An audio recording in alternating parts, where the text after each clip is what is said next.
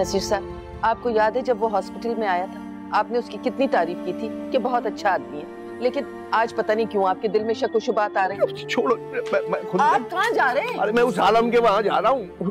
उसका पता है तुम्हारे वहाँ, फोन नंबर है उसका। अरे मैं जाकर दे। नसीर साहब आप बैठे यहाँ आराम से। अरे बैठे।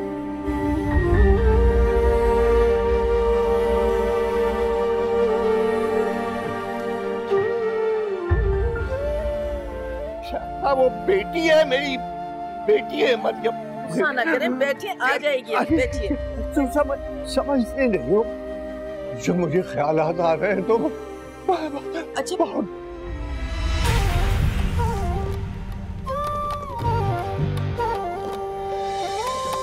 सपनों की गठरी में रूखी फीकी नींद रे, नींदरों की मारी अखियां, दोनों मिलके सोई नहीं, मार मुझे देना कहीं तेरी सच्ची धोखेबाजियां। तूने जो कुछ किया तुझको सब है पता, देख खुदा क्या करता।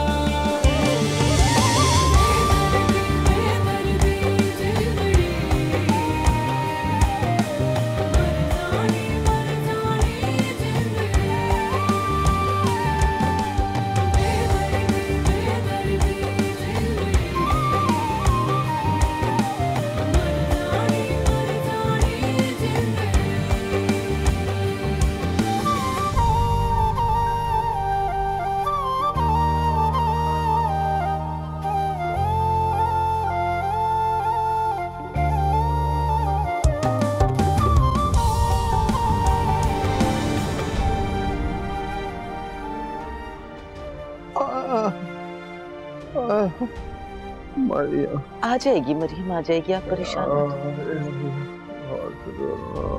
बस आने वाली है। वो मरियम आ गई शायद।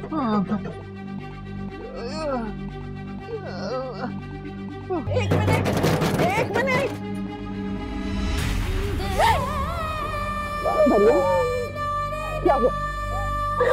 अम्मी दरवाजा बंद कर दे जल्दी। क्या हुआ है? क्या हुआ है? बता मरियम, क्या हुआ है? अरे बता, मेरा दिल फटा। अम्मी वो सर आलम के घर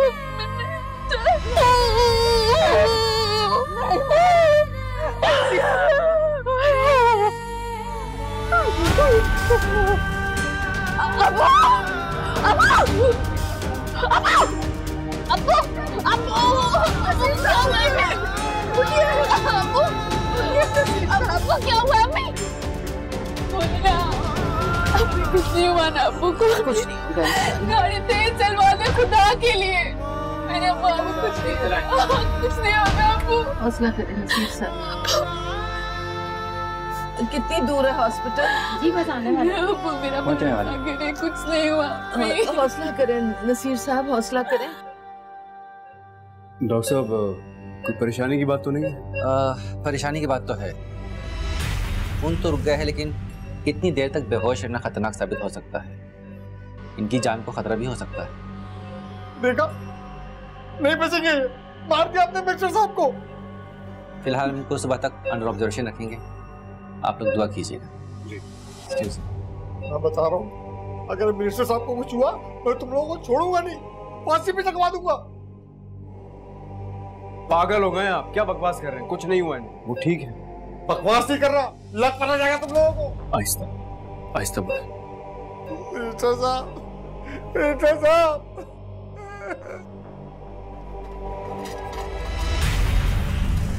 जल्दी करो, जल्दी करो, बैग में लेके जाना, ईआर में, जल्दी जल्दी। आप लोग प्लीज नहीं रुक जाइए।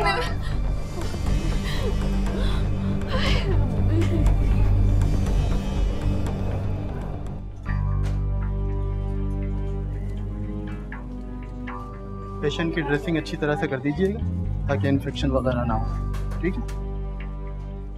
तबीयत कैसी है? डॉक्टर साहब तो कह रहे हैं कि अब खतरे से बाहर हैं, होश में आ जाएंगे थोड़ी देर।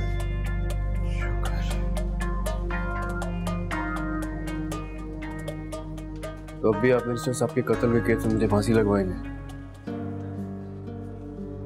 देखें, माफ कीजिएगा आलम साहब, लेकिन आप लोगों ने कसर कोई नहीं छोड़ी थी।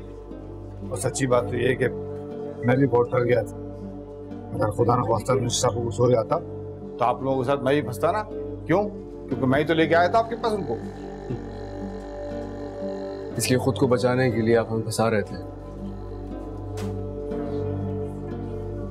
शर्मिंदा हूँ, माफी मांग रहा हूँ, और क्या करूँ भाई। नहीं, कोई बात नहीं। अब हमारा आपसे इतना पुराना ताल्लुक है, कुछ भी कहने से पहले वो सोच लिया कर।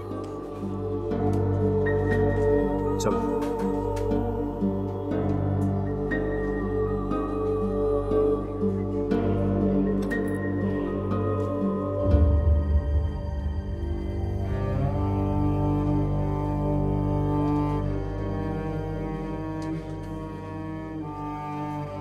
आई एम सॉरी, हम उन्हें नहीं बचा सके। डेथ सर्टिफिकेट आपको थोड़ी देर में इशू हो जाएगा।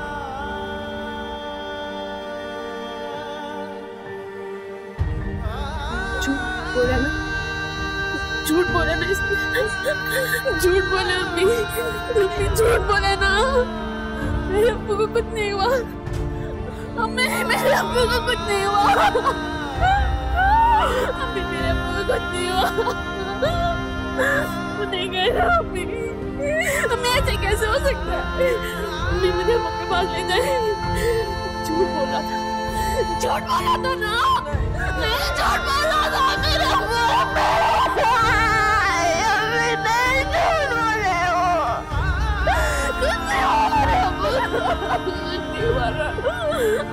नहीं माना मेरे अब्बू को, अब्बू के पास ले जाओ, अब्बू के पास ले जाओ, मेरी बात सुनो। मिनिस्टर साहब, मैं कल रात वाले वाकये के लिए बहुत माजरत खाऊं आपसे। ये तो अल्लाह ने करम कर दिया, और तुमने तो हमारी जान लेने में कोई कसर नहीं छोड़ी थी। मैंने क्या किया? मुझसे सवाल पूछ रहे हो तुम? ये जब लड़की राजी नहीं थी तो तुमने बताया क्यों नहीं हमें? अरे आप शायद भूल रहे हैं, मैंने आपको बताया था कि वो शरीफ घराने की लड़की है, जरा देख के जाइएगा। लेकिन ये तो नहीं बताया था कि इतनी शरीफ है कि मेरी जान लेने से भी गुरेज नहीं करेगी। देखो, जब तक मैं उस लड़की से चोट का बदला नहीं लूं, तब तक तुम जहन नशीन कर लो कि तुम्हें हाईवे का टेंडर कभी नहीं मिलेगा।